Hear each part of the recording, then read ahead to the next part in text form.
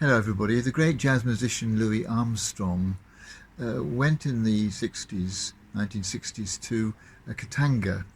He went with the blessing of the American government because they wanted to encourage cultural links with this newly emerging country.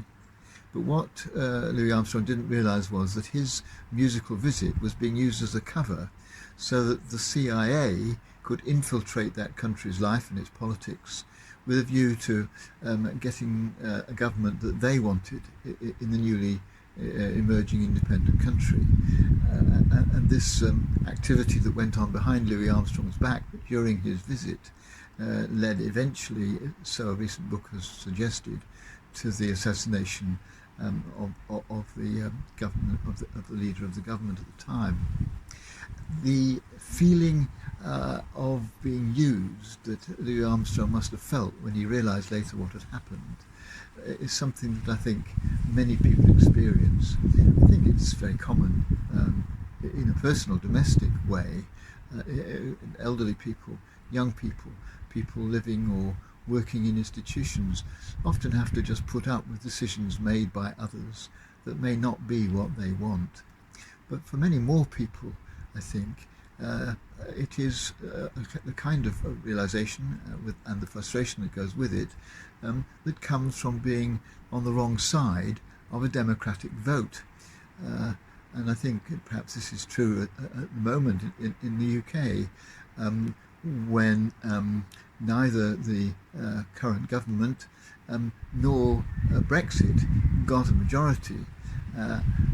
And yet they both exist, and those who didn't vote for either of those things have to put up with the consequences. And there is this sense of frustration and sometimes anger that people are caught up in being part of something that they really didn't want to be part of.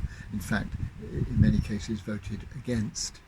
What do we do with that frustration? Well, Satchmo, when he got back to the States, eventually, and realised what had been going on, produced with Dave Brubeck a musical, The Ambassadors, where he drew upon his experience and his reflections on what had happened in Katanga.